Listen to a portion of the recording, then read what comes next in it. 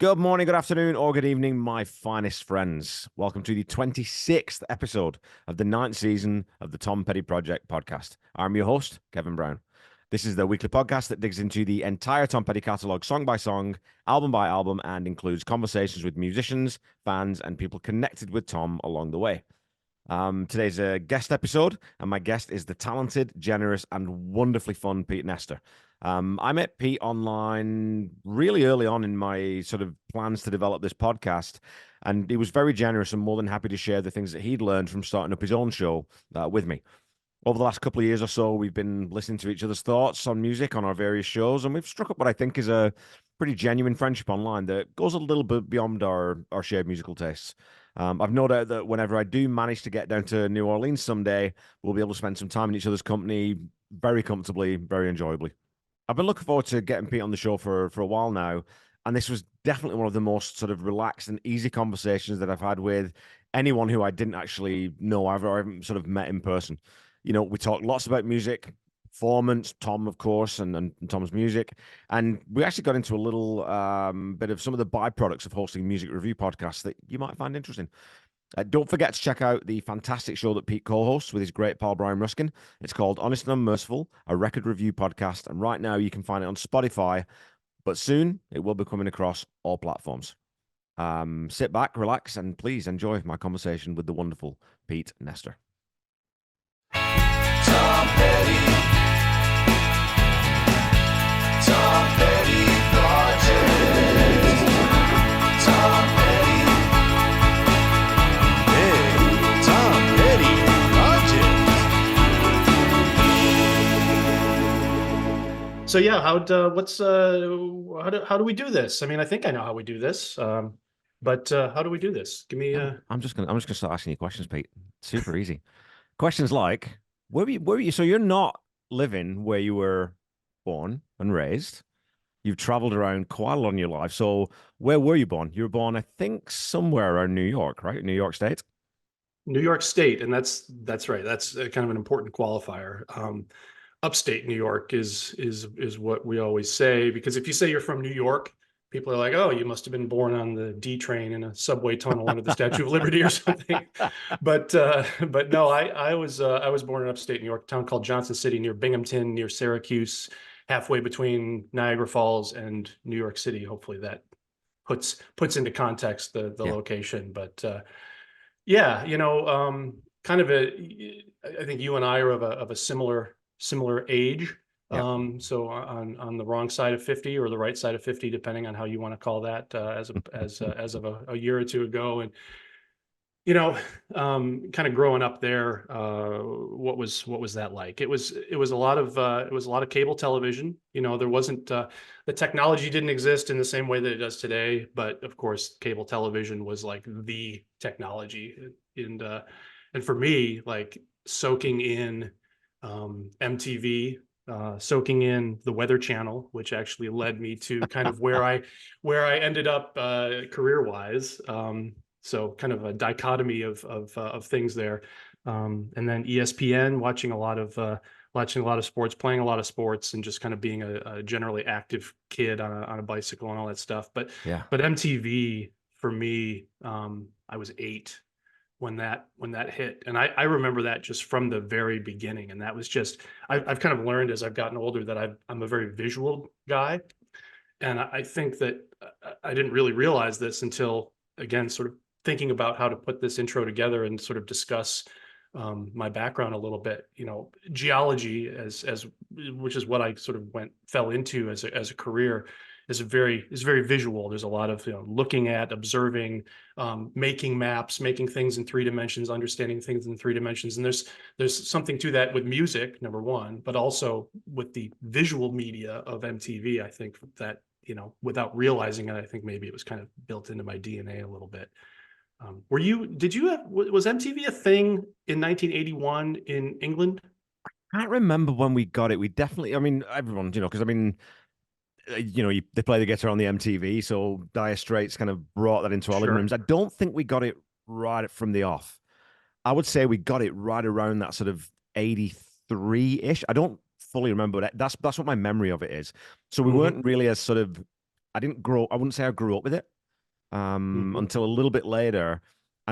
You know, if you think about the impact on popular culture that MTV had, like you said, if it came out in 81, that's 8 years old, 8 to sort of 13 years, really primed for a lot of Oh yeah. foundational sort of music being brought into your life. And that stuff that you listen to then, you still listen to now, right? And so you Yeah. kind of watch it with your friends and things. So I'm curious, you know, because MTV really was music television back then, Mhm. do you remember sort of being exposed to just new artists, or was it sort of Oh, reinforcing the stuff that you were already listening to? Like, what was the balance of that? you know, we had there was a pretty big college in Binghamton, State University of New York at Binghamton.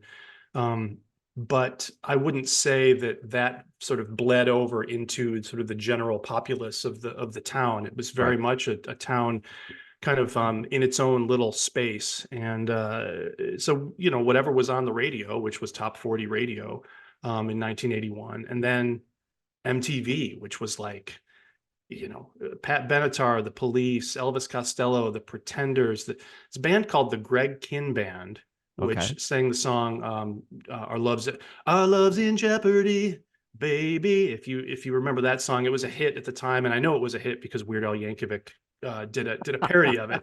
So Right. that's what qualifies for a hit in 1983 or whatever.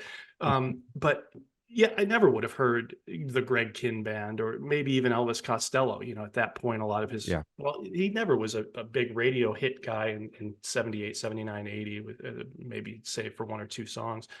So yeah, you know, that's where I was exposed to all this stuff. And then of course, you know, we'll get into it later for sure, as Yeah. this is the subject of the podcast, but all sorts of Tom Petty stuff that I really remember. And it's, you know, I see those videos today and it brings me right back to being 8, 9, 10 years old. Yeah. It just sort of sealed the deal for me. So yeah. Especially, So because like you say, if you're a visual person too, I mean, and we will talk more about this once we get into it, but like Petty's knack for understanding the visual medium, and I don't think he was doing it to exploit that market necessarily. It's just sort of, well, that's what I kind of feel like doing. This will be fun. You know, the label's going to give us resources to do it. So why not all dress up in cowboy gear and go out into the desert? Or why not dress up as the Mad Hatter? Like, what? Yeah, it's just a bit of fun. Let's do it. So if you're a very visual person, of course, that's going to give you these super visceral memories. They're going yeah. to just transport you right back as soon as you see it, right? Of course it is. And it was, you know, even before then, you know, a lot of the videos on MTV were just performance videos because no one had the sort of the think outside the box attitude of turning it into a story or whatever until, Yeah. you know, like you say, You Got Lucky or you know, the Michael Jackson stuff at the same time in '83. But even like The Waiting is a great example of just doing just enough to differentiate yourself. And then Woman in Love, It's Not Me, for me, like, and I'm kind of getting ahead of myself here, but that song and that video and the imagery of that black and white and the way it's kind of got that dynamics of getting loud and soft and all of that stuff just worked so perfectly. It just was such a great visual combination, even though it was just a performance video. And then the Yeah. Stevie Nicks, you know, Stop Dragging My Heart Around, the slow motion of her sort of twirling and yeah, without them even realizing it, maybe I feel like the band and whoever was doing their direction of the music videos at the time really hit on something really crucial and important. So For sure, yeah. So, I mean, that's music that's coming in from the outside. But what was music like in your house? That what did you sort of grow up with? What did your parents listen to? Were they musicians? Like, what was the music situation in the Nestor house? that's a good question. You know, I grew up actually in a slightly unconventional household where I had an uncle. I lived with my grandmother and my mother, and my father came on the scene a little bit later to sort of fill out the house, and that's a whole separate topic. Okay. But really we really one of my first memories is of one of my uncles having a Neil Young poster that kind of haunted me, which had nothing to do with music, but it was just an image of Neil Young, kind of long beard and you know, maybe he had a harmonica or something, and just sort of huddled over. It kind of Yeah. scared me, to be honest. that image, but the music that I remember my other uncle, who was about I would say 12 years older than me. He was listening to Led Zeppelin, so I remember Zepp 4 Yeah. playing on the turntable in 1976. And that was really what my first introduction. And he's always been a music fan, and I actually took a lot from him and his musical taste. But really, Zeppelin for that's just the one that just always sticks with me as being Yeah. my visceral memory from being 3, 4 years old. And then all the other stuff, I remember there was a the Monkees TV show playing on reruns back in 1976. I was like, oh, these Beatles, they're really funny. And I remember, sort of getting into that stuff. And then, Captain and Tennille, Tony Orlando and Dawn, those are stuff that I remember. But then I guess Billy Joel's Glass Houses, I remember borrowing that from a friend when I was 7 years old. And that was like the first time I physically held the medium of an album in my hand and placed it on the record player. M's Pop Music was a song that I remember also, like the first single that I placed probably on a turntable. So kind of a random, I don't know if you say a random hodgepodge, but I didn't there wasn't a very strong, put it this way, there was no musicians in my family. There was no direct like, oh yes, he played guitar and he handed me a violin when I was 4 years old and suddenly Yeah. I was playing the blues or whatever. So yeah. That's interesting because I always assumed that most musicians came from sort of fairly musical backgrounds, someone's because you think that, well, how are you going to get introduced to playing if you don't have that kind of, that kind of environment around you? But I've spoken to lots of musicians who say, no one played in my family. I just decided I wanted to play guitar. And I think that's that thing with music that if it's in there, it's gonna come out in some Yeah. fashion. You're gonna get it out somehow. And it doesn't matter whether you pick it up at 8 or you pick it up at 48, it's coming out at some point, right? Yeah, and I think that the difference in some ways, and in my story, and I don't know if this holds true for other people, is that it took me longer to get there, I think. And I do wish that I had really taken advantage of some things in high school or middle school sooner than I did. I was a drummer in middle school. I played drums in the concert band. Never got into the set, and I actually in about 10th grade or so, um, I had a decision to either buy a drum kit or an acoustic guitar, and that decision was a pretty easy one to make, given the fact that a drum kit cost about $1,000 and an acoustic guitar cost about 110 or whatever. And it was pretty easy to set up an acoustic guitar in your bedroom versus a drum kit. And also, you can sit around the campfire and impress the girls with an acoustic guitar, right? Yeah. There you go. Exactly. That's right. So, yeah. So, but I do wish, the piano is something I've never picked up, and I wished that I had learned piano. I wish that I had taken, maybe mowed a few extra lawns for a few extra guitar lessons. I only had 2 guitar lessons in my life, which is why Yeah. I'm still a very middle of the road guitar player. A lot of it I just picked up. I had the Beatles songbook, the complete Beatles songbook when I was in high school. Learned chord shapes from that. Friend of mine was a big Stones fan. He taught me kind of the Keith Richards trick on playing the blues, which is just to bar the A chord and then just to drop your pinky down in random places, and suddenly you're playing half of their songs from 1968 to 1972. Yeah. Which is very, very true. It sounds like a joke, but it's not. Like Beggar's Banquet's already in your arsenal once you figure out that trick. So that was kind of how I got going. But like I say, I really wish that I'd spent a little bit more time. And then I did kind of, as I was leaving high school, I had friends that were going to the local university. A friend of mine, Mike Langley, known as Generic Mike amongst the SUNY, sort of the underground name that he used. But he was a DJ over there at State University of New York at Binghamton, and he introduced me to a lot of the more interesting kind of underground bands, like, I don't know, Sonic Youth and King Missile and the Violent Femmes and Nine Inch Nails. I remember hearing the Nine Inch Nails stuff before like that became a thing with their Pretty Hate Machine album, Ministry, stuff like that. And then Right. and that bounced me over to working my own stint on college radio at Cornell University, WVBR there, which is still in operation. And that, I mean, now we're talking like 92, 93, and what an amazing time for music. Yeah, man. Learning guitar and sort of starting to get to the point where I was figuring out how to play it and how to actually make it sound like I wanted it to. And then being on college radio, just as Nirvana and Pearl Jam and Alice in Chains and all that stuff hit was just an incredible opportunity. So yeah, You think about that though. Sorry, but that's 30 years ago now, or just over 30 years ago now. Rock and roll or rock music hasn't had anything like that since, right? I mean, because it's rock sort of more or less died in terms of commercial terms around 96, 97-ish. But you think that there's got to be some thing that come in, and it's not Imagine Dragons, it's not sort of this new hyper polished pop kind of rock that we do now, but we need something to bring us back because grunge, which I still don't love as a label, it did take rock and roll back into that thrashy garage, make a noise. I mean, try and play your instruments well, but it's more sort of about the feel and about the passion behind it, rather than all the hair metal boys who were sort of in it for the cars and guitar, cars and girls, right? So, yeah, I just think I feel like we're ready for a sea change again within rock and roll. That maybe we go back to blues, or maybe I thought Bonamassa might be it for a while, but like when going at that time, was there a sense that it was important, or was it just everyone was just excited about the music, or did you kind of know that something was happening?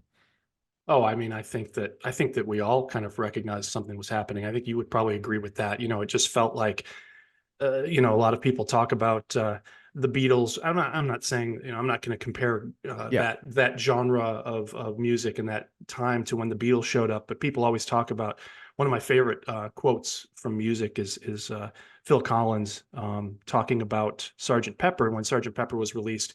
Everybody was playing music over in this room, and then Sergeant Pepper gets released, and everyone's like, "Oh, wait, what's in that room? Like, I didn't even know there was a room over there."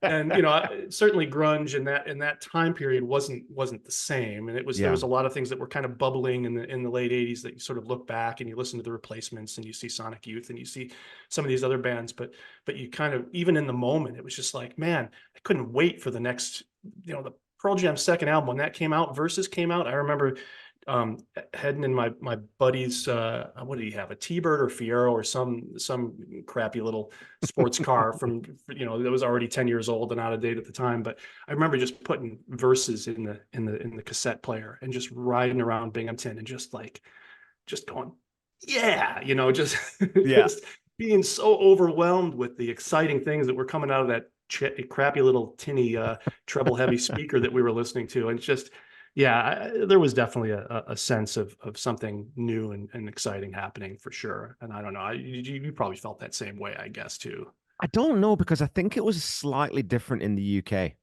I don't think it landed in quite the same way, Mm, because we didn't really fully embrace the hair metal thing. Bon right, Jovi and Poison, they had the radio hits, but they weren't as Bon Jovi probably were, because they were worldwide and global, right? But all right. the rest of the bands, like, Motley Crue and Cinderella and Poison, although Cinderella I still quite like. But anyways, there wasn't that culture of that. So I don't think there was quite as much to push back against. And Yeah, especially in my friend group, we all did listen to Sabbath and Rainbow and Deep Purple and Zepp. And so grunge isn't a huge step removed from that. So for me, I didn't really feel that quite the same way, which is why I find it interesting. interesting speaking to an American about it. Because, yeah, Yeah, and two things. One, Cinderella, the drummer Fred Corey, actually from my hometown of Johnson City, New York, population 17,000. So it was cool that cool. you just mentioned Cinderella. And then number two, yeah, I guess that's a really interesting point, because I know when I got to college in 1990, I remember what was kind of big and coming up was the Manchester sound, right? You had the Stone Yeah, Roses and Jesus Jones and that's that sort of trend that didn't quite break through in the same way for sure, other than on college campuses yeah. in the U.S. So maybe the U.S. and the U.K. were sort of following different paths, and it was just ready to again blow the barn doors open a little bit more with grunge and a new sound. And you all already kind of had a new sound that you were gravitating towards and could take forward in a different way. So that's interesting. Yeah. Yeah, my brother was listening to Nirvana, because my brother's always been a bit more hip than me. He's always Mm. been sort of even the one who chases the new things. And so he was listening to Nirvana, and I remember he'd written the lyrics out for what's that? I'm so ugly, but today, what song is that? I used to cover that in a band that I was in. What the hell is it called? It's not Polly. It's a one word title. Can't It's remember. not yeah, anyway, so that song, but he'd written all the lyrics out. Lithium. Lithium, there you go. Yep. And so he's written these lyrics out, and I'm like, Dan, have you written this? And he kidded me on for like a good 2 days. He's like, yeah, I'm thinking of, I don't have any music. I got to figure out, someone who can play. I'm like, says, yeah, you should definitely do something with this. And then 2, 3 days later, he's like, yeah, no, it's this new band I'm listening to. I'm like, oh, you son of a, like, very gullible. I've always been very gullible. I can't tell when people are tricking me. So, Nice. so Yeah. DJing, I didn't know you DJ'd. That was pretty cool. How did you get that gig? Just kind of wandered into it, or? You know, it was one of the first things in my life where I recognized, hey, if you want to do something, figure out a way to do it. And it wasn't that complicated, just like a lot of things. Once you kind of figure out how to get into it, suddenly you're showing up as 80% of success, or whatever the term Mhm. is. And yeah, so I had a friend that I was in the meteorology department there at Cornell, and he was a meteorology major, and Jim O'Sullivan, and he was like, yeah, come on down the station and try it out. And I ended up doing that for 2 years. As a matter of fact, I left and came back about 8 years later, and get into that part of the story. But came back, and even as a 25-year-old, just went back to the college radio station. I was like, hey, you still got a spot? Let me check this out. And so, yeah, and I guess for one night too, I would consider myself a shock jock. Okay. I was working Christmas Eve 1992, and we kind of had a lot of latitude, even though it was a commercial station with marketing and advertising and stuff. They gave us a fair bit of latitude to play what we wanted, especially Christmas Eve. Who's listening to this stupid college radio station at Yeah. 11:30 at night on Christmas Eve? So I was like, oh, I'll have a little fun, play Sympathy for the Devil. And I prefaced the song with, we've been hearing a lot about this Jesus character lately. How about a little sympathy for the devil? You're listening to 93.5 WVBR. And turns out people are listening to college radio at 11:30 on Christmas Eve because the boards lit up. And that was my one moment of infamy. But Really? Oh man. yeah. Yeah. People. So somebody Oh, called, and the first call that I answered, they were like, that's disgusting. I am canceling my advertising. And I sort of turned kind of white and like, uh-oh. what have I just done? There never ended up being any fallout from it, but it was a much more muted rest of the show. Let's put it that way. That's so funny because it's funny, that stuff, right? Because that's, obviously the last DJ gets into whether you can and can't do that. And that's why it all gets Mhm. sanitized and whatnot. But when you say something like that, it's clearly just a lead in. It's clearly supposed to be funny. It's not meant to be. You know what I mean? Like, I don't understand how I wasn't people. taking some stand Yeah, of exactly. organized religion or anything. It was just Yeah. like sometimes, and that I get myself in trouble all the time. My mouth speaks before my head has anything to say about it. And so, it just was kind of one of those like off the cuff, like, oh, wouldn't this be cute and cheeky or whatever? And I just said it and then realized the error of my ways. Yeah. Did you enjoy it though? Was that something you really enjoyed doing, DJing? Oh, it was awesome. It was so much Yeah. fun. It was hard. And but it helped, it's one of those things that it's one of those life affirming and kind of helps in your life affirming isn't the right term, but it kind of helps you get over these fears that you have. Just, everybody, I think most people anyway, aren't just naturally charismatic. They're not naturally like able to get out in front of people and do their thing. And it took a long time to kind of get enough confidence where you didn't feel nervous about every time that red light went on and suddenly the Yeah. microphone was open. And and here we are now. Like you're a podcaster, I'm a podcaster. I played music in front of people, and I think it all sort of started. That was sort of the beginning of the progression to where it's like, okay, it's okay to put yourself out there and see what happens. So yeah, it was a great gig. I enjoyed it. I don't know that it helped my studies very much. The beginning, that when you first get the gig, you are working the 2 a.m. to 6 a.m. shift, and after several months, you graduate to 10 p.m. to 2 a.m. And it's not like, well, I've got class tomorrow. Like, no, that's your shift. You're you're playing. So didn't help my studies so much, but nothing was going to help my studies at that point anyway. So that's a different story entirely.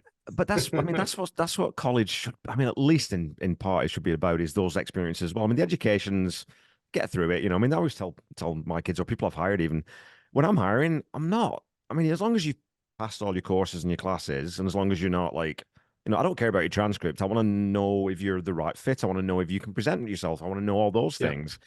Yeah. People get too hung up on that kind of stuff. Go and enjoy college. Go and enjoy school. Go and enjoy being a teenager or an early 20-year-old, because it doesn't last that bloody long. We're a testament to that. That's a hard thing, right? Though, to give that kind of direction or advice to the kids. I have two daughters, that both both about to be teenagers now. One's 12, and it's that whole like, go out there and mess up, make mistakes, and just don't make the mistakes that are so big that you can't come back from those mistakes. And it's like, well, how do you know what those mistakes are? How do you know what that threshold looks like? And you only know after the fact, so it's kind of like, well, I agree with you for sure. Like, live your life, do things, mess up, experience all the things, because you only get one shot at it, et cetera, without getting too, too, preachy or whatever. But it's tough, man. It is though. I mean, I think the longer you live and the more sort of, revolutions around the sun that you do, you realize that all that schmaltzy stuff that goes onto nice seafoam backgrounds on Facebook and Instagram and on little mugs and things, they are true. They're platitudes, but they're also true. Yeah, it's very true, and it's hard to convince a 17-year-old of that sometimes, but we try. So when did you start playing, quote unquote, seriously then? What was the first band experience? When did you decide to take the leap from, being sort of fairly faceless behind a microphone as a DJ to actually getting up on stage and presenting music to people? Yeah, I would, other than some false starts and whatnot, we actually finally started getting gigs. A bunch of high school and college friends of mine put together something. We lived in a grungy house just off of campus that literally, if you went down to the basement, there was always 4 feet of standing water in the basement, so you would never go down to the basement. So it was one of these one of these classic college stories of, we paid $175 for the 4 of us total in rent, and we, the pipes were always backing up and whatever. But anyway, it was our band house, and that was our first gig, was in the living room in that band house. That would have been, I don't know, I was 21 years old at that point. Just had a great time. And then from there went down to Tennessee, where I got an advanced degree down there in geology at the University of Tennessee in Knoxville.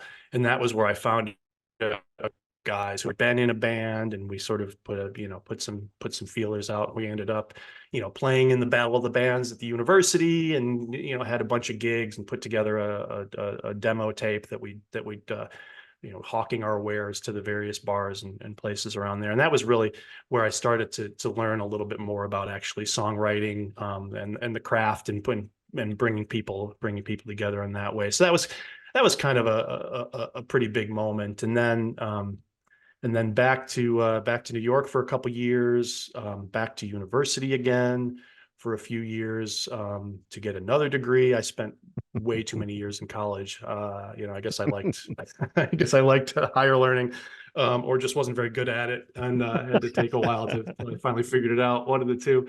But played, just kind of continued to knock around, but then ended up in the real world in 2008. Finally, once 35 years later, I finally was able to escape into the real world for good, and ended up in Houston and played in a cover band called the Rock Doctors, which was fitting because it was 4 PhD trained geologists.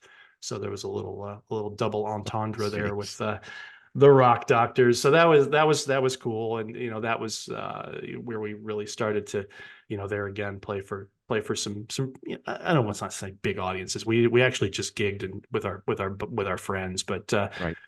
Continued to learn, continued to grow as a musician. But then we went over, the family went over to Indonesia for 5 years.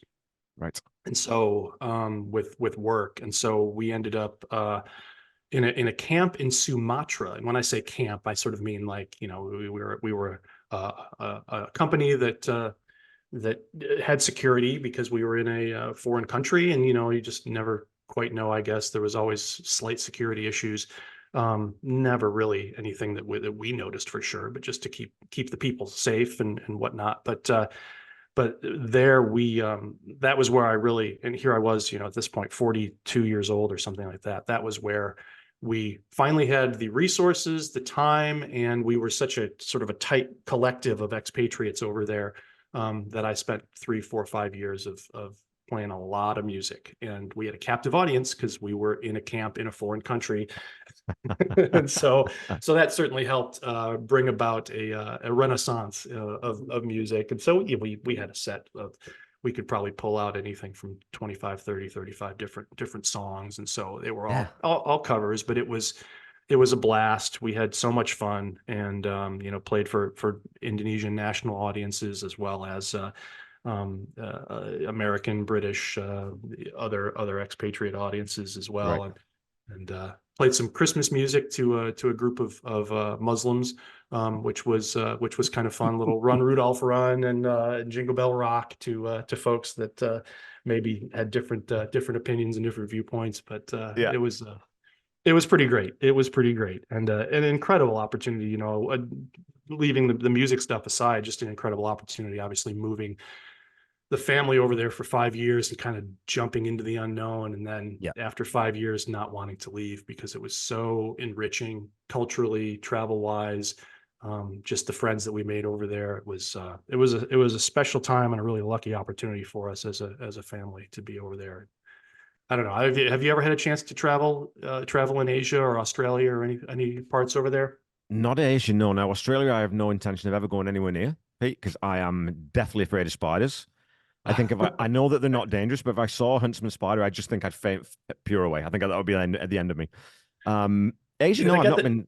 They got these birds called cassowaries over there too, which are like basically dinosaurs incarnate. And I know that birds are supposedly a part of the dinosaur family, but those things will kill you dead in a heartbeat.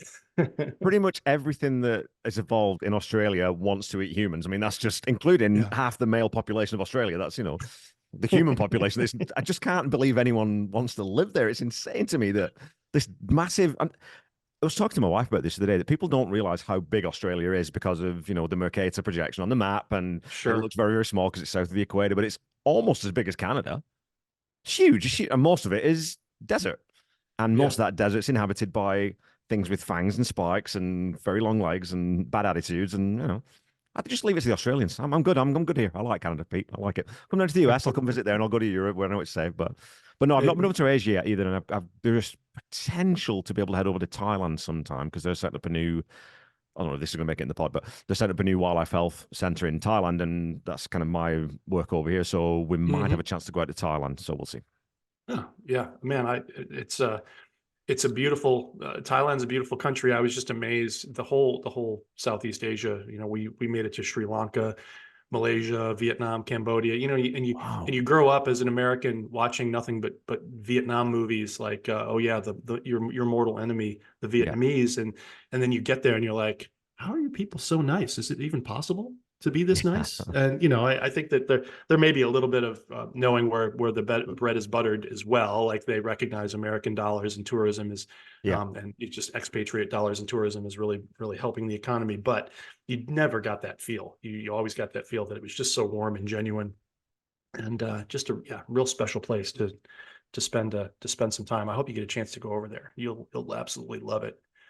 But I think it's I always not always tell people, but I tell people that if you ever get the opportunity to live in any other country than the one you were born in, especially if it is culturally different, you should take it with both hands because even the difference between Canada and UK is pretty huge. It's a pretty big difference culturally. And you see when you get arm's length from the culture you're brought up in, you really kind of see, oh yeah, no, that's all wrong. All that stuff that we thought and all about the rest of the world, it's just all wrong. It was the same thing I had an experience when I went to Berlin. So I grew up, I was in the military. I grew up in England. The Germans are our sworn enemy. And, we fought the war against everything else. So you sort of get indoctrinated and brainwashed a little bit into that culturally.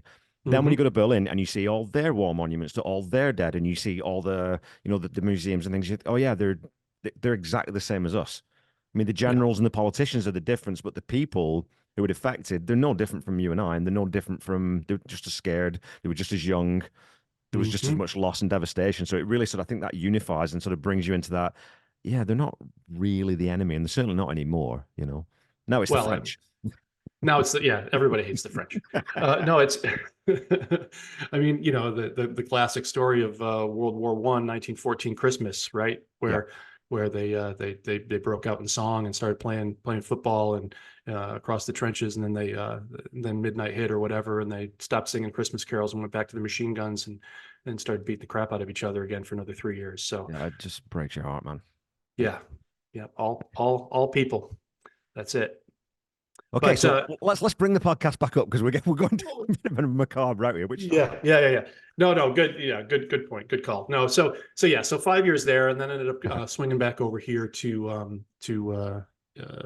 now living in New Orleans area, actually, southern Louisiana, and been here for 5 years, and really in the last 5 years, it's funny because I got to a point where I was like, man, I'm starting to figure out this guitar thing, and I was singing lead vocals, which is something I hadn't done up until that point a whole lot. So it was just this blossoming of what I think maybe was unlocked potential. It's like, okay, man, now now I'm in my 40s. I got this figured out. I got something to do for the rest of my life. And I've probably played in the last 5 years. I've probably played a total of 5 hours worth of guitar in the last 5 years.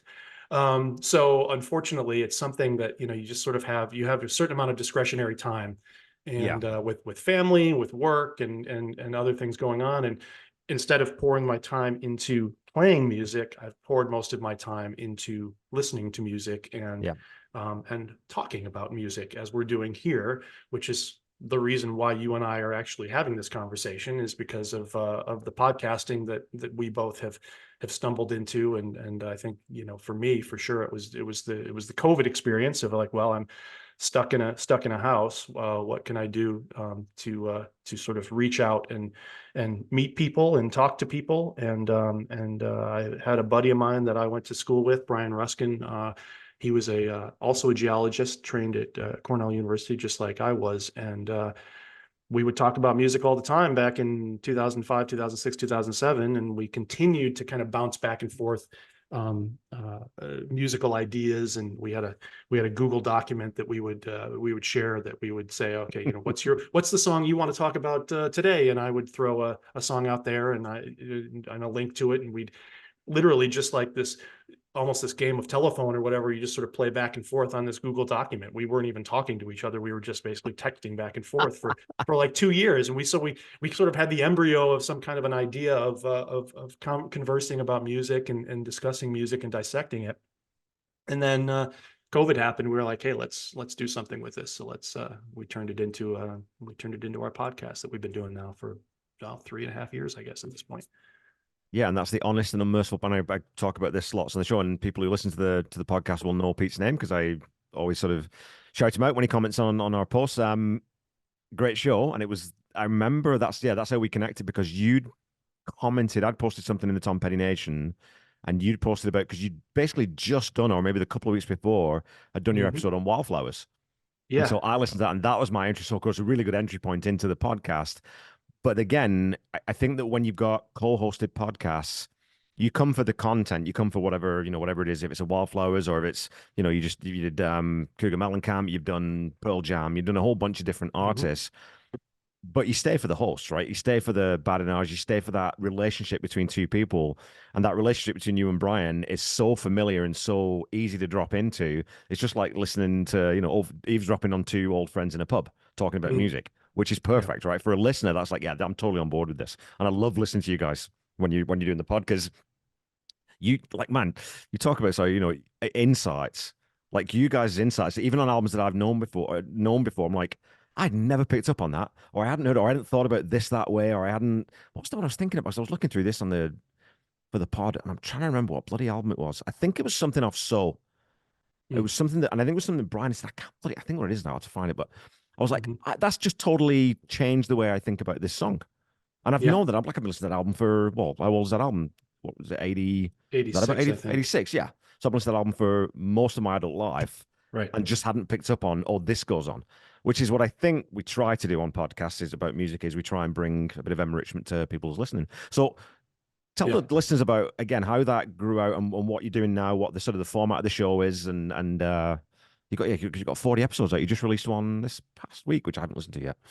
Yeah. So, I mean, thanks for all those kind words. I think that for whatever chemistry that we have, it's definitely hard earned. Definitely the first couple episodes we clunked around a little bit, just like everybody does, finding their format. But yeah, 40 episodes in at this point now, and we've really, I think maybe it was around that Petty episode, actually. That was one that really, I think, sealed for me, oh, okay, I think we're doing something right here, Right. perhaps.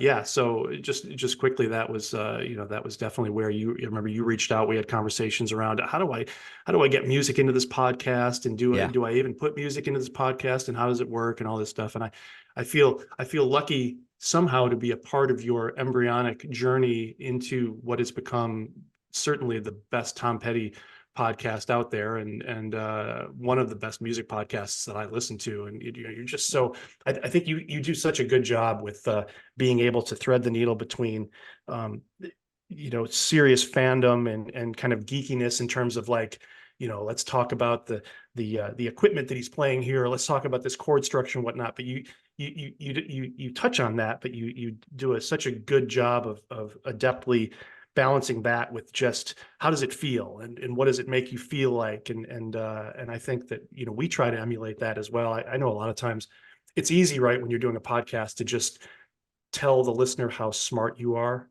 and how insightful you are, and be so proud of like all of these insightful observations that you make. And I don't think anybody wants to hear that, like, oh, this is an A minor going into a G Lydian, and how that gets old real fast. And so we try to keep it conversational as much as we can. We're, like you said, 40 episodes in, and basically we kind of started off with this idea of the first episode that we did was Beck's Odelay. And I noticed when I was listening to Odelay that there's a lot of Van Morrison all over Odelay. And they must have gone, or the Dust Brothers, whoever produced it, must have gone into like a record store and found a copy of them from Van Morrison, and been like, we're just going to take this and basically lift everything off of here and turn it into this album. And so, I said, just kind of off the cuff, what do these two words, Van Morrison, have to do with today's episode?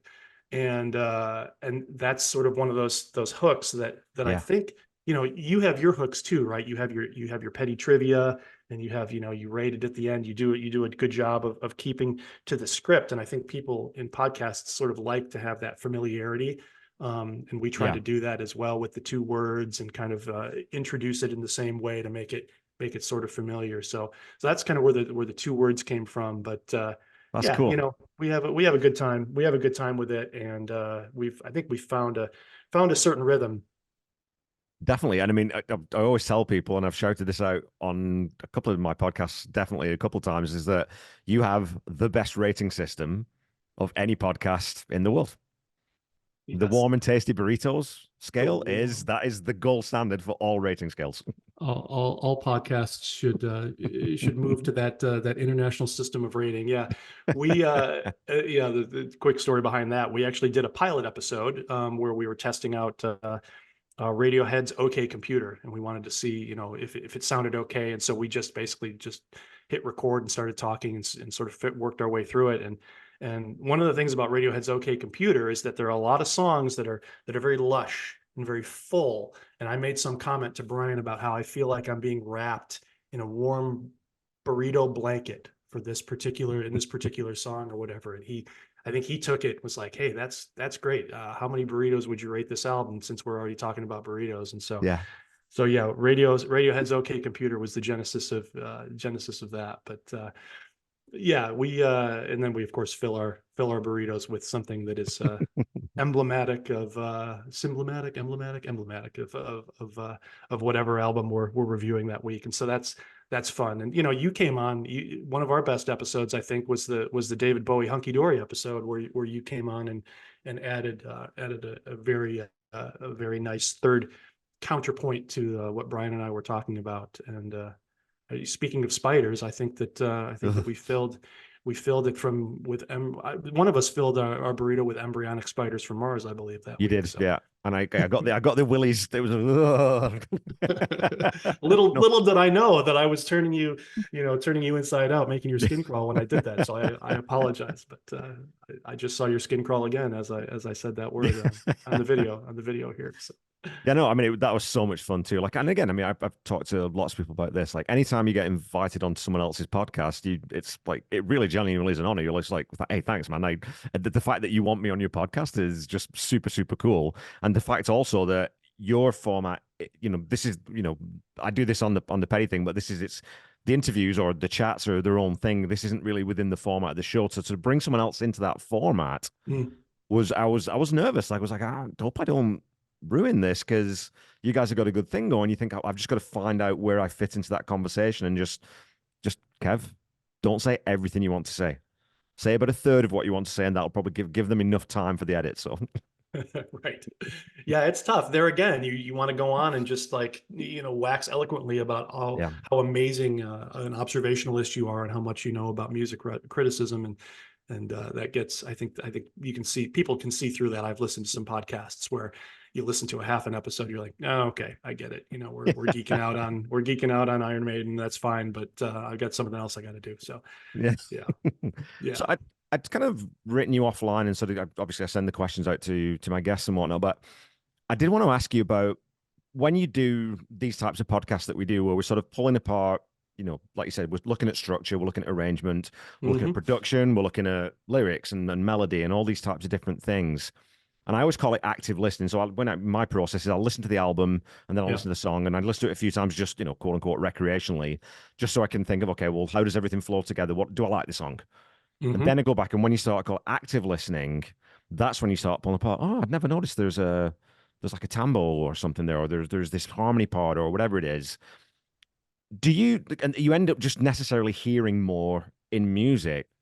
So are you able to just completely switch that off when you listen to music now, or has it sort of started to has that No, changed the way that yeah, sort of for it's good or bad? yeah, it's creeped in. It's creeped Yeah. in for sure, for good or bad. And I do a lot more active listening than I might otherwise. And I think it also drives my family a little batty, I think, Yeah. as well. Like, oh, did you hear that? Did you hear that harmony there, that up high harmony? And there's obviously some processing going on with that vocals, and they're just like, Yeah. Dad, please. We don't care. I really just want to, like you say, just want to, the Owl City's on. Just let me listen to Owl City and stop talking about it.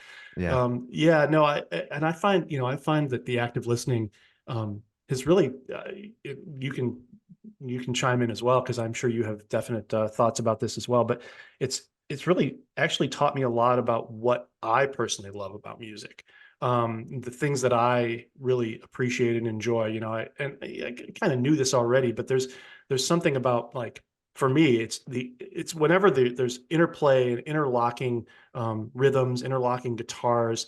There's something structurally that is very satisfying to me when I listen to that. I've Yeah. always been a fan of, like, the Talking Heads, for example, and they do a lot of polyrhythmic stuff and interlocking guitar parts. And I think that maybe that's the drummer in me, maybe that's the rhythm guitar player in me. I'm not sure. Maybe it's all of those things, but I find that I really am keyed in on that stuff much more than I recognized as just a passive listener.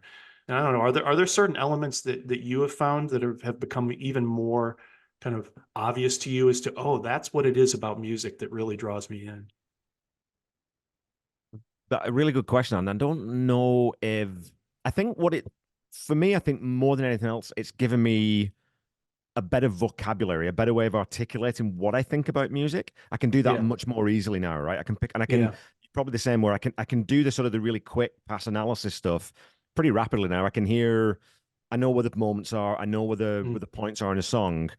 Mm-hmm. In terms of how I listen to music, or my enjoyment of music, I think that here's one thing it's definitely done is it's made me a lot less dismissive of music that I maybe Mm, thought that I don't like. yeah. I've come across that with the Ultimate Catalog Clash that I do with my friend Corey. Mm, I would have sworn to you 4 or 5 months ago that I hate Metallica. No use for them, no time for them. They're crap. It's just I don't like them at all. Being forced to sit down and apply this sort of whatever we're going to call it a skill to Metallica hmm. is like, actually, yeah, there's a reason why they're as big as they are. It's because James Hetfield's a very good songwriter. He is a good lyricist. He is a good vocalist. I just don't happen to like a lot of Lars Ulrich's drumming. But I can sort of put that to one side, but it still becomes that it's that stone in the shoe, right? When you do Yeah. sort of pick up on something and you can really hear it keenly, like Yeah. it's Yeah. kind of getting in the way for me of this good song, you know? You and Corey do a great job. I haven't listened to everything, but I got through a lot of the Genesis episodes that you did, and Oh, thanks, man. you guys have a really natural flow as well. Speaking of mutual admiration society here, but yeah, I love your flow, and you guys have a great back and forth, and you're very honest and unmerciful as well, which is something I like. And one thing that I find very hard to do is or let me go in a different direction.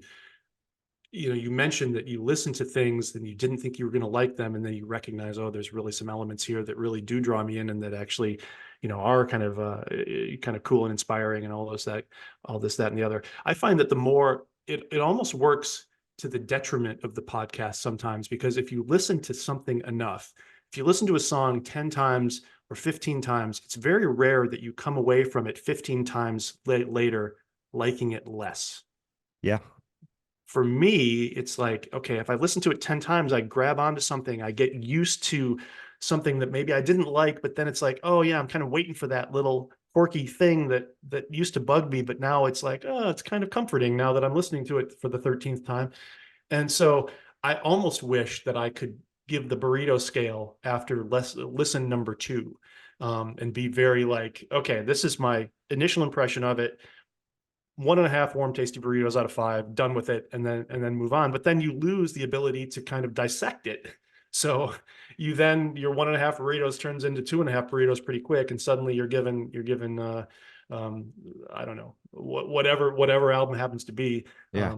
way more credit for than maybe you thought you were going to originally. So Wouldn't that be an interesting exercise, eh? To do that, do exactly that.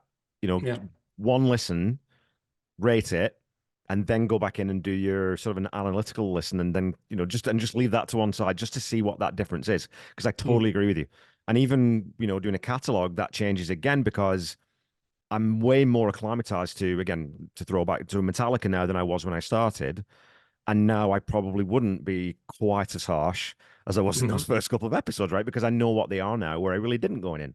Yeah. So yeah, I think it is a good thing though, because again, I like music.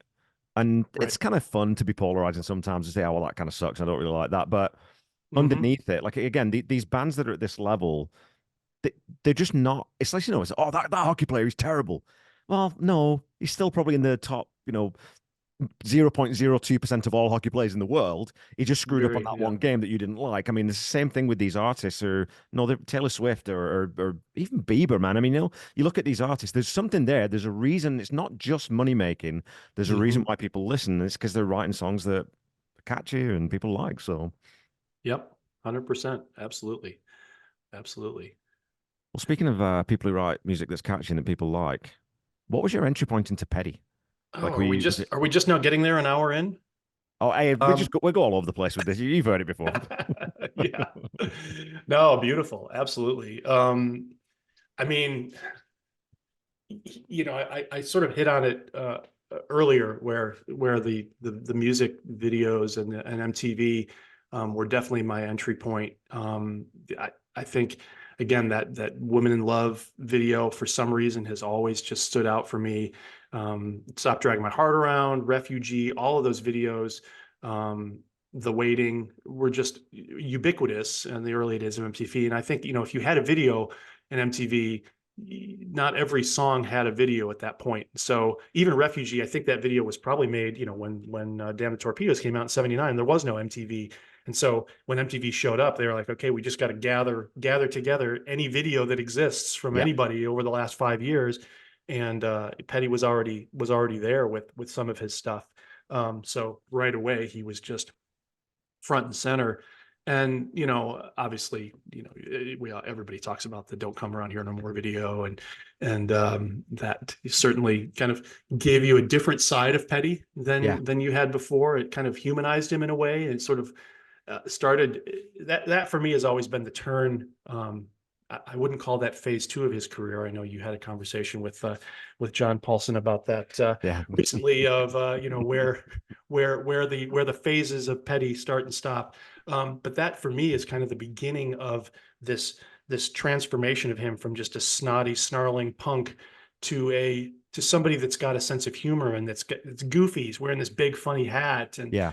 who's wearing a top hat in 1986 in a music video? That's just ridiculous. But it just so happens, it's funny, right? Because it was just part of the concept of the Mad Hatter and Alice in Wonderland, but somehow that became iconic to Tom Petty's look, even though I'm sure he didn't intend that to be the case. It just happened sort of by happenstance, which I think is always kind of really interesting. But you sort of go through that period, and then that coincided and dovetailed perfectly with the with George Harrison's rebirth with the Cloud Nine album. And then you get into all of these 40 somethings, and Petty wasn't quite 40 at that point, but he was about to be, or maybe he had just become 40. I don't know. I think he was born in 1960, 1950. 1950.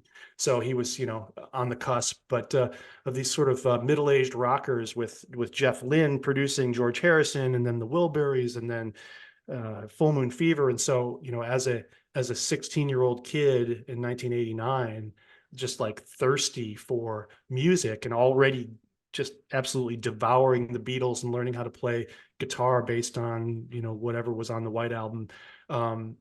That was just this perfect opportunity to be like, oh, Tom Petty, I like his stuff.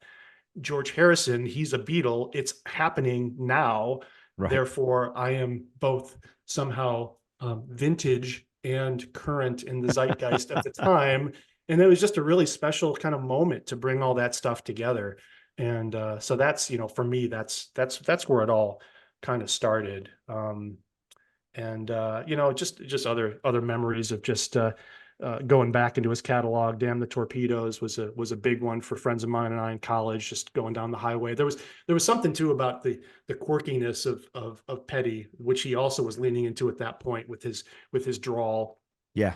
Kind of starting maybe with Spike off of Southern accents, but definitely doing a lot. Well, no, I shouldn't even say that. I guess the whole point of this is the some of the stuff even off of Damn the Torpedoes. Here Comes My Girl was one that we used to just sing at the top of our lungs in the car, just having fun, kind of contorting the already contorted accent and lyrics, the way he would snarl and drawl some of those things.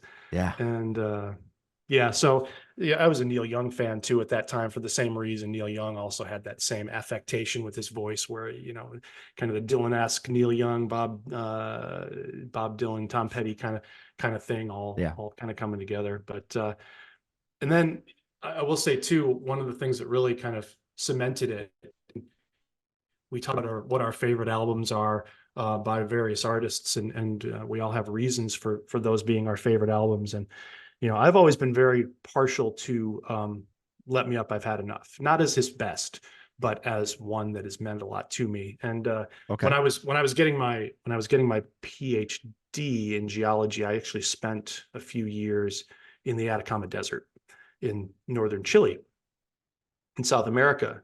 And there I would be alone with a field assistant. The two of us would be 10 miles from the closest town, probably 10 miles from the closest person, because if you were out in the middle of the desert at night, you were not, you might not make it to morning, you were exposed and all that stuff. So it was very isolated out there.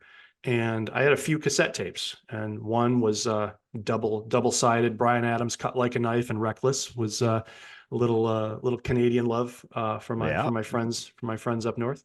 Blues compilation, Little Walter, best greatest hits. He was Muddy Waters' harmonica player, and just some incredible stuff on that. So I listened to that over and over again. Some Beatles tapes.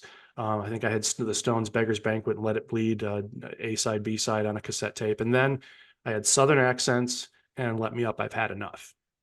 And so while those two albums are not necessarily considered in the upper echelon of the Petty catalog, and everybody, of course, has their own opinions on all this stuff, those two for me have always held a really special place in my heart, because I just remember watching the sun go down, or seeing the Southern Cross up in the sky, knowing that it was just me and a buddy, and 10 miles to the next town, and just listening to those on the long car rides back to base camp or wherever we happened to be going. And so So yeah, Petty's just been all over his fingerprints have been all over my DNA ever since MTV. He continues to do it. And I appreciate your tireless work in the Yeah. in that regard as well, because it gives me a third, fourth, fifth, sixth chance to kind of revisit some of this stuff that maybe I'd forgotten about. And just as you were saying about or whatever album we happen to be reviewing, there's songs that I listened to that I hadn't heard that I'm now hearing in a completely different way, even though I felt like I already knew them inside and out. So it's just appreciate that. It's great, and that outside look, though, it's something that you know. I mean, it's the same with Queen, like doing the Queen podcast with Randy. Like a lot of those songs he's never heard before. So I take for granted, well, of course, everyone loves this song, and then you find out that, oh no, not everyone loves this song. That's just me. You know what I mean? So getting that sort of reality check or affirmation, either one way or the other, it's always interesting. But that, I mean, being out in like you said, being out in the desert, and when you're isolated, because I've got sort of a similar thing when I was in the army. There's right similar experience with certain types of music or certain albums. Yeah. It does change the way that it changes your relationship to it, right? It just changes because it's so locked in to that kind of experience, that personal experience, that you're never going to be able to fully detach that. So you are biased, and that's not a bad thing. That's not a bad thing either, right? And Let Me Up, I mean, I think I said it on most of the episodes too. It's not like those songs. It's not a weak set of songs.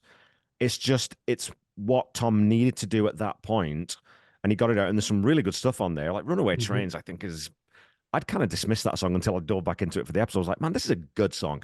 This is a really, really strong song. Do I love the production on it? No. Would I change it? Yeah, maybe. But it's of that time, and they did it quite quickly.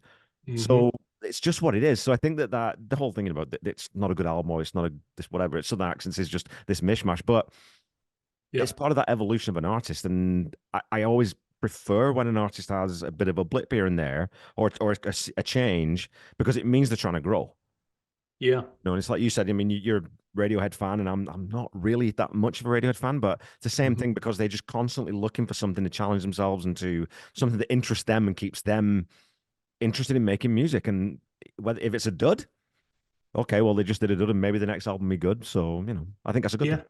Yeah, and those transitions, I totally agree. I feel like Let Me Up, I've Had Enough is a great transitional album, because it really was the bridge where he started, getting that Dylan influence, given the what was it, the Longest Tour, or what was the name of the tour that the band played as his backing band there in '87, I guess. And so, getting a different perspective, having a different perspective on songwriting, and maybe he didn't stick the landing in the same way as he might have, but he certainly pointed him in a different direction that he needed to go. Otherwise, these artists, you just become an oldies act and get stale, and just turn into Chuck Berry and play the same songs you wrote the first 5 years of your career until you die. But if you're somebody that really wants to grow, you're going to have a blip here and there. And like you say, regardless of whether or not it's a blip or not, everybody has their own impression on particular albums. But it certainly was a turning point in his career. So I will say too, we're talking about Petty and things that kind of affected me about him as I was kind of getting more into music, and I definitely don't want to talk about him without mentioning the third concert I ever saw in my life. The first one was Metallica. Interestingly enough, you bring up Metallica. That was my first show, Metallica and Queensryche back in '89. And then my second was Paul McCartney, which wasn't a bad number 2 in Philadelphia in 1990. And then my third would have been, I believe, Tom Petty and the Heartbreakers in Binghamton, New York, in the Broome County Veterans Memorial Arena. And so that was actually on October 11th. I looked it up because we can do that now with this interwebs thing. And it was the day before he actually performed on Saturday Night Live for the Into the Great Wide Open, where he did, I think, what did he do on there? I can't remember the 2 songs he played now. I guess Into the Great Wide Open and maybe King's Highway. I think it was King's Highway, yeah. Yeah. So and now that I go back, I remember, oh yeah, I did get to see him play the songs the next day on national television, which is really kind of a treat. Like he was just 50 feet away from me yesterday, and now he's on, now there's 18 million people watching him on Saturday Night Live or whatever. Yeah. So that was a pretty cool experience. But I remember him opening the show. There's a couple of vivid memories I have from the show. The first was he opened the show, and I've never actually seen the whole Take the Highway Live video. I've seen clips of it, but the opening of the show is actually everything was dark. You couldn't see the set. You couldn't see anything, and he gets in front of the microphone and has the guitar, and he just starts playing just chaos on the guitar, just all sorts of noise, like you're listening to Metal Machine music by Lou Reed or something, and then before the lights go up, he stops and there's no sound, and you just hear him go, "Oh baby."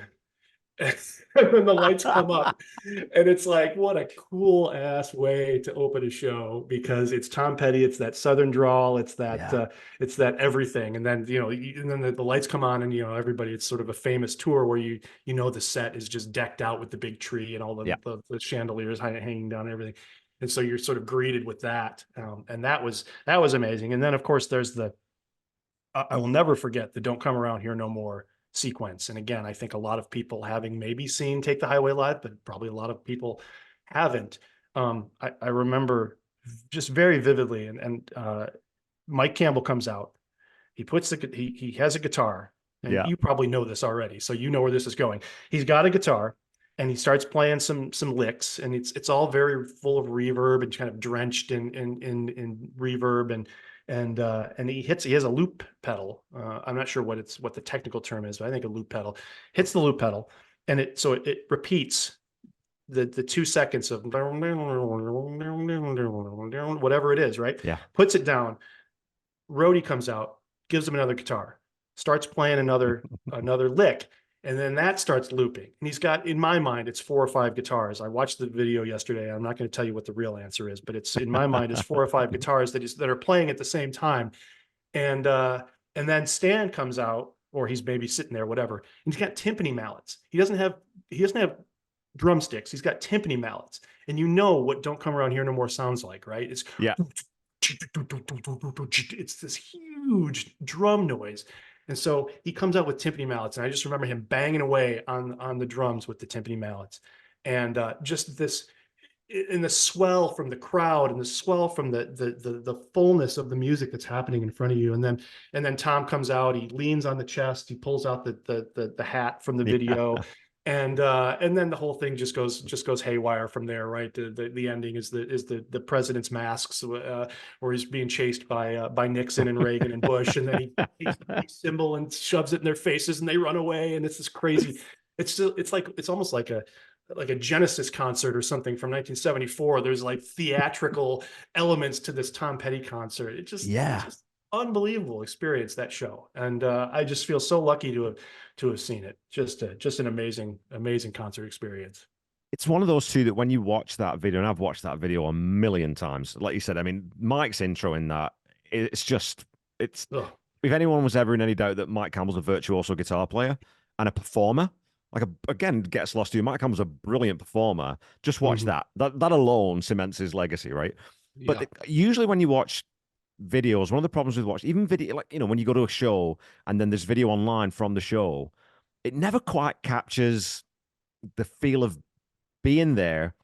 That one, when I watched that one, I can feel what it must have been like in the crowd, like really in the crowd, really there, because there's just something about that video. And Take the Highway generally, but that one performance, if you connect to that really easily, or I do at least, and it's like, Freddie Mercury at Wembley, there's a few that do capture that, the real feeling and the emotion of being there. And that's always been one for me. And that version of it is just, oh my God, it's so good. Yeah. Yeah. Can you imagine being in at Live Aid and watching that Freddie Mercury experience? Holy cow. Just incredible. I mean, and again, though, that's where Petty wasn't that usually, right? Not with the theatrics and everything. So it was interesting that they did that for that tour. And I also think that it's cool that they did it for that tour and brought in the horns, and they brought in the backing singers, and they did all the stuff with the Southern accents as well. But they bring all that stuff in, but they only do it once. So you're lucky, and especially if you get this one time. And of course, Petty always put on a great show, but that one's just different. It's just a wee bit special because of that, I think. You don't know until hindsight that you're there for something so amazing. That was the only time I ever saw him. And you know, I guess any show that I would have seen, I probably would have said I was lucky to have seen that show, and he was Yeah. amazing, and what have you, because he's not the kind of guy that has these off nights. He gave everything 100% every time he put that guitar over his neck. And but you know, that Yeah. one in particular, that show, and you know, at the end, you know, they came out and they did their encore, and the lights came up, the house lights came up, people started streaming for the exits, and I actually wrote this on Tom Petty Nation, the Facebook group, just to make sure that just to see if anyone else had ever had this experience. And I you know, again, I'm at least 20% sure that this actually happened. He Tom Petty came back out. The show was over. Like, people were leaving. The crew was tearing down the set. Petty comes out. He grabs the guitar and starts singing. I don't know what. Starts singing into the microphone. His guitar is no longer plugged in. He's strumming a chord like it's an acoustic guitar, but it's an electric, and nothing's happening. And suddenly the crew is like running around like, what the hell's what's going on? And so they scramble like cockroaches, getting back up there on the stage and start plugging stuff in. And at this point, you know, I got up, it was general admission. I was probably, you know, 40, 50 yards back or something, but everybody was leaving. And I took the opportunity to, because I'm a curious kid, and I'm like, I want to get up to the stage and see what this rock and roll thing's all about. So I got up, I was literally at the front row, and this is all happening in front of my eyes. And I looked back and I could see behind the stage, I see Benmont and Stan just toweling off. And Petty's up there, and now he's starting to sing some Stones cover or something, whatever it is. And I look back, and they're looking around like, what's What's going he doing? on? What is happening right now? And one of them, I don't remember which one it was and whatever, but they just sort of shrugged their shoulders, and they turned around and came back out. And they played like 5 or 6 more songs. They played like Stones covers. Stan was singing songs. I mean, I know he already had a song, Psychotic Reaction, that they always sang, but he sang 1 or 2 songs, and they just gave the fans like an extra 30 minutes of pure joy. And, you know, probably a third of the concert goers missed it because they were in the parking lot on their way home, catching taxis. And here I am in the front row of a Tom Petty concert, seeing something that's never, you know, maybe never happened before. Yeah. And I, like I said, I put it on Tom Petty Nation, and it was interesting to see that everybody was like, man, you saw something, because that's I've never seen I've seen 20 shows, and I've never seen him do that before. Yeah. So it was a really special night. So whatever was in the water that day, I was happy to be there. Well, that's what I've talked to lots of people about. That's why you want to go and see a real band, like a proper rock and roll. If you like rock and roll, then it's not a formulaic set thing, and quite often it is, where they're just getting through, you know, the hits, whatever it is. But now and again at a show, something will happen. You know, Yeah. so I was talking to John was talking about it, right? Where Mike Campbell forgot the words to whichever song it was at the Dirty Knob show. Yeah, at the Dirty right. Knob show. Or, you know, when I went to see Foo Fighters in Edmonton, and they bring the guy up on stage to sing Tom Sawyer, and the guy absolutely nails it, and the roof came off, right? So, but those little things that happen at shows that make them unique and individual to you, that's why we go and see live music. That's what it's about to me. I don't want to see a band run through their songs and play them exactly the same way as they're on the CD, because then I'll just save my money in my hassle. I'll just listen to the CD. I want to see something that's different. And Petty and the Heartbreakers, as well as just being one of the tightest bands you're ever going to see, also had that capacity to just change things up, move things around, do extra stuff. You know, I mean, can you imagine that last Fillmore date? Was it 3.5 hours they played? Something stupid, like 41 songs I think they played, or something insane. Yeah. Oh my God. Yeah, and it really is, you know, everybody gets that personal connection, and because every show is different and everybody intakes it in a different way as well. There's that feeling, even though there's 40,000 people in the stadium or whatever it is, and you know, that show that I went to probably had, maybe there was 10,000 people in Broome County there, but whatever the number was, it feels like, you know, it's kind of cliche, but it feels like he's playing for you. Yeah. And you have those experiences, and you internalize those experiences the way you internalize them, and he's playing it the way he's playing it. And it feels like this connection with something bigger than just, like you say, than just listening to the music. There's something special. There's a real thrill there. And I wish I'd had a chance to see him again, but I'm certainly glad that I had the chance to see him even just that one time, because it's always gone down for me as my favorite concert. And I'll go to my grave probably saying that's the best show I ever saw. So was that, at what point then did you become, like, you know, what we call ourselves Petty heads? At what point was Petty now your guy? So was it, like you said, that was sort of into the Great Wood Open, into that era, or the Wilburys and that kind of stuff. So once that gets locked in, do you remember sort of Wildflowers coming out and really looking forward to it? And Echo and Last DJ and all these albums, was that something where he was your guy, and every album is just like a new Petty album? This is going to be awesome. I think that he had been around so long for me that I think I probably took him for granted a little more than I Yeah. should, and just kind of expected it to happen over and over and over and over again. I think about, like, I remember having conversations with people in grad school of, what are your 5 favorite bands or 5 favorite artists or whatever, and I wouldn't ever put Petty in that list of 5 favorite artists, which is criminal, because I had, 8 of his albums, and I went to the best concert I ever saw was him. And yeah, when the greatest hits came out, I bought that thing and listened to it upside down and backwards a million times. And then Yeah. Wildflowers just blew me away. Right. And then, Echo, and even She's the One, Wall Circus, being played on MTV. And I kind of lost touch with him a little bit, I guess, after the Last DJ, because he just became a little bit less prolific when it came to music, and I was moving on into different stages in my life. And I'm really excited about your podcast, because it's going to give me an opportunity to miss all the things that, for whatever reason, I kind of have glossed over or not given enough time to. But I would say definitely, in that time period, it was also a tough time period too, because grunge was becoming a thing, where it's like, it's sort of a split, the road splits a little bit there, right? Because what I was really excited about in music was the next Pearl Jam album or the next Nirvana album, and the Smashing Pumpkins albums. That's what I was really gravitating towards. But yet again, there was this old reliable, the uncle I could always see at Christmas time, who was constantly coming out with this stuff that connected immediately. Yeah. And, man, the greatest hits followed by, with Mary Jane's Last Dance, followed by Wildflowers, certainly, was it for me, as far as like cementing his place as not just somebody that's going to kind of casually entertain me on the side, but realize that this guy is a special human being. He says it's ended up on the same shelf now for me as the Beatles. And as the Kinks and those bands who are just like, when everyone says who are your favorite bands, I don't usually say the Beatles. I don't usually tell people, unless it's a muso, then I'll say the Kinks and the Beatles. But because you just sort of assume those to a certain degree. Well, of course, the Beatles and the Kinks and Queen I love and all this. So I'll say, I'm really into Green Lung at the moment, or I'm really into this and I'm really into that. I've found John Prine and I've Jim Croce and some of those types. There's all those types of things. But Petty's in that bracket now where, through doing this podcast and learning about his catalog and learning about the man as well, he's just at a different level to almost anyone else. So it's not really fair to compare anyone else to him. You know what I mean? Right. Yeah, and he very rarely makes top lists of songwriters or artists or whatever, and it does kind of, I don't know if it's, yeah, I'm sure you're not a baseball fan like I am. I grew up watching the New York Yankees. There's the catcher that played for the New York Yankees, Yogi Berra. I just watched this sounds like it's way off topic, but it's actually, I promise I'm making a point here that is reference to Tom Petty. But Yogi Berra was always known as this guy that had Yogi Berraisms. He would say goofy stuff like, "It ain't over till it's over," and I don't go to that restaurant. That restaurant's too crowded. Nobody goes there anymore. Stuff like that.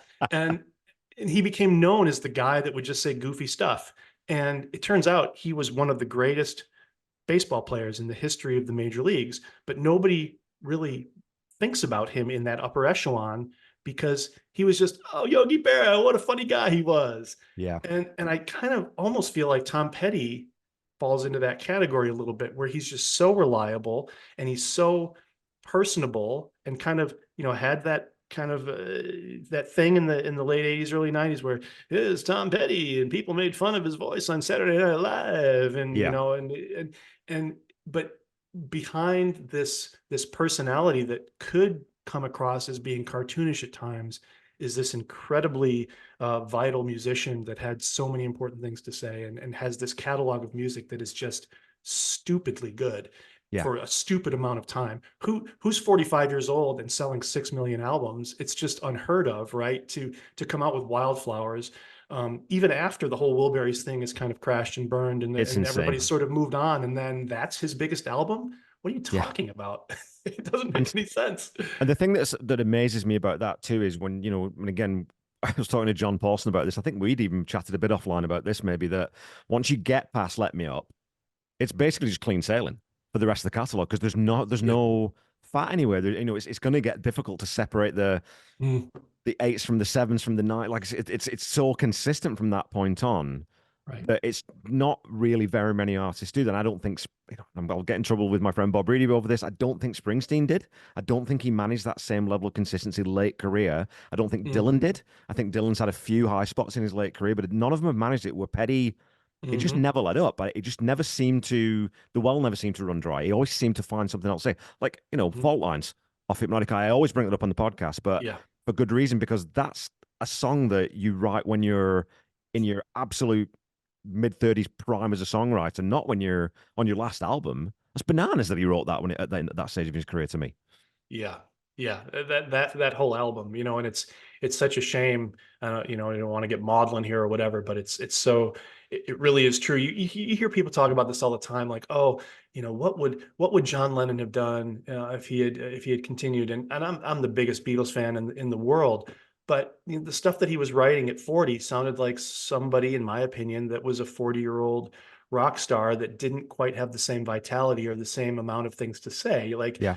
Double Fantasy has some nice songs on it, and Milk and Honey has some nice songs on it, but it's just kind of like, well, sort of a continuation of his mid 70s kind of stuff, and it just isn't as immediate, it just isn't as present in my mind as the Beatles stuff. But Petty, I feel like the next thing that he released would have been again another just absolute stone cold killer, like Yeah. everything else he ever did. And you're absolutely right. I agree with that 100%.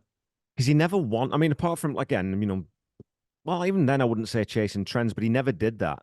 And it's where, Mm, one of my other loves, Queen, gets to the 80s when they started chasing trends instead of setting them.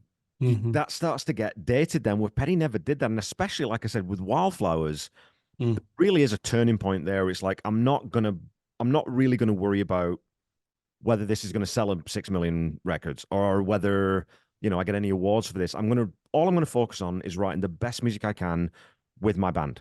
And if I do that, I trust my own ability, I trust the editor, I trust Ben Mont and Mike to tell me when things are off that I know will be okay. And I think that there's an authenticity to that. We use that word lots with Tom, right? Authenticity. But I think mhm. that's for me is where that switch happens. And like, I was talking with John Paulson about the Into the Great Wide Open being there. I'm going to expand on that at some point. I might write a thesis on this. But there's a seriousness about, it was always serious about the work, but there's a seriousness about that side of it, about really it only being about the music and not worrying about any of the other nonsense, the marketing, the branding. Yeah. That's all someone else's job. I'm going to focus on making this next song be the best song I ever wrote. That's going to be my Mhm. approach every single time, right? Yeah. And you brought it up, this idea that his songwriting, his lyrics really went to the next level on that album. And I think, there's that hobnobbing with somebody like Bob Dylan will do that to you. Yeah. And I'm not the world's biggest Dylan fan. I don't have very much Dylan, and I just don't have a whole lot of time for him personally. I just have a hard time, it just for obvious reasons, right? Either you're all in on Dylan, or you would rather read his poetry. Right. And Yeah.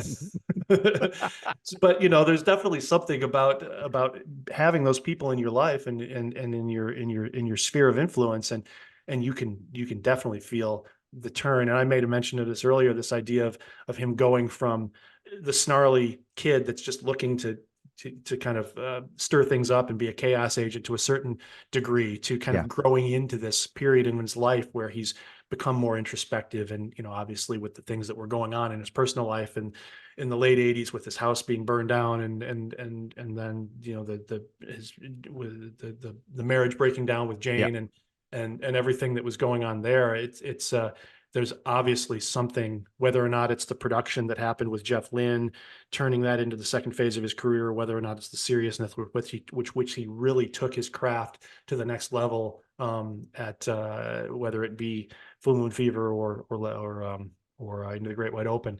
There definitely is something that lit another spark and turned him into something. He went from great to just deity level type Yeah. stuff at that point. Yeah. And that sort of, think it's at that stage too now, for me at least, where that'll never diminish now. I don't think there's anything, I don't think I could learn, well, personally, like, I don't think there's anything music that I could learn, especially not on the albums I'm going to end up covering, where I think, well, maybe he's not quite as good as I thought he was. I don't think that's only ever going to increase. My love of his craft is only going to increase because his love of doing it and his love of learning and challenging himself. Like I said, but he wasn't chasing trends, but like, who goes and does Mojo? Who goes and reforms Mudcrutch? Who goes and takes a chance with this garage band aesthetic on Hypnotic Eye? It's just, I don't know, man. Like I said, I'll put his late career up against most artists' heyday, and I think it probably stacks up. You know what I mean, pound for pound. Sure. Yeah, and like I say, I'm really, really jazzed about this because he kind of fell off my radar a little bit as I went back to just different phase in my life after Last DJ. So I don't know Mojo, and Right. I know you love Mojo, and I don't know Mudcrutch, and I know Mudcrutch is such an important part of his legacy, and you know, I know there's a couple of songs that I've heard that I'm like, oh man, this is fantastic. I wish I knew more, but I just haven't had the time or made the time to delve deep. And so I'm looking forward to seasons 17, 18, and 19 or whatever whatever numbers you're going to be at that point. So Okay. Well, that's we've done a couple of hours. I think that's probably, you know, and I know that definitely me and you could go for at least another two without repeating ourselves. But we should wrap it up here for now. And this is obviously, again, folks, I'll be splitting this into my chat with Pete, and then 10 questions will be a separate episode. Any final thoughts on Tom Petty or anything you want to talk about? And then just do let people know again about the podcast, where they can find you, where they can listen, and anything else you got going on.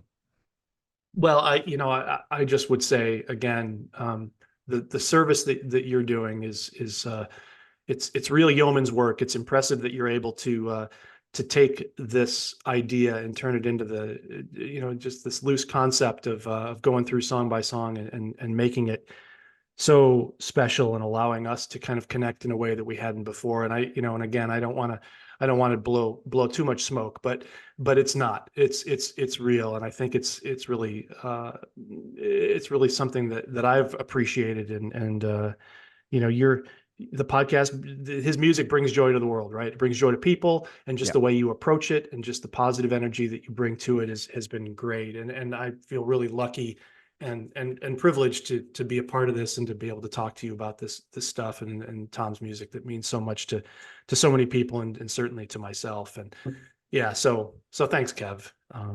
Really. I guess I'll also sort of end it with a little bit of the plug of what I'm doing and where you can catch us. Myself and Brian Ruskin have that little podcast called Honest and Unmerciful, a record review podcast. Just rolls right off the tongue, doesn't it? But thank you also for helping get the word out too. And I definitely feel like there's been some crossover listeners. I try to send people your way, and I know that I appreciate you helping us out. And we are currently on Spotify. We've got 40 episodes. We do episodes anywhere from, you mentioned Pearl Jam. I think the Wildflowers episode was one of the first episodes where I really felt like we were hitting our stride. We do The Who. We do, I don't know, Smashing Pumpkins, Hall & Oates, My Bloody Valentine, Echo and the Bunnymen. Some of the most recent ones. The U2 episode was really a lot of fun, and one of the ones that I thought was particularly special in our canon, the David Bowie episode as well. So we kind of go all the way through the 70s, 80s, 90s, and into the 2000s with Death Cab for Cutie and Black Keys. So try to take it into slightly more current music. But man, it's a lot of fun. It's really helped get me back and inspired and thinking about music again. So yeah, if you're interested, check it out on Spotify. Currently, Spotify is about to change their concept. They're sort of rebranding their podcasts. And so the reason we went with Spotify was that we were able to play the whole song track in the episode. They're doing away with that as of maybe May or June of this year. Oh, good grief. So, I mean, it kind of leaves a lot of podcasters sort of out in the cold. No Tom Petty connection intended, but it might help us to sort of reimagine our format a little bit too, which I think also could maybe use a little bit of shake up. So maybe we're moving on to Dave Stewart production or or Jeff Lynne production. I don't know, but we'll see what happens. I think that we're sort of currently thinking about what it means, but it does mean that we're going to start getting out into different platforms, because there's no reason to be hidebound by Spotify anymore if Spotify isn't going to do the thing that we went to them because they did that thing. So we'll see what happens. But anyway, honest and unmerciful record review podcast on Spotify currently, but likely by the time some of you listeners are getting around to this episode, out there in other formats as well. We got a Facebook page. I'm no longer on X because I just didn't want to deal with the drama anymore, but I'm over on Blue Sky. So look me up and do some interaction over there. Yeah, and folks, I guess really all the guests I have on, I'm always genuine when I say that you should go and listen, because Honest and Merciful is one of only, I would say, 4 music podcasts that I've listened to every episode, and I've enjoyed every episode regardless of whether I like the band or not. Which is that's the trick, right? If you can do that, well, then you know you're on something. Because I mean, and you introduced me to XTC, Black Sea. That Black Sea album now that's on fairly regular rotation on my turntable. Love that record. Very cool. Again, Radiohead. I still don't love Radiohead, but I love listening to you guys talk about why you do. So, there you go. So folks, go check out Honest and Merciful. Go check out Pete on Blue Sky. I'll post some links in the episode notes as I always do.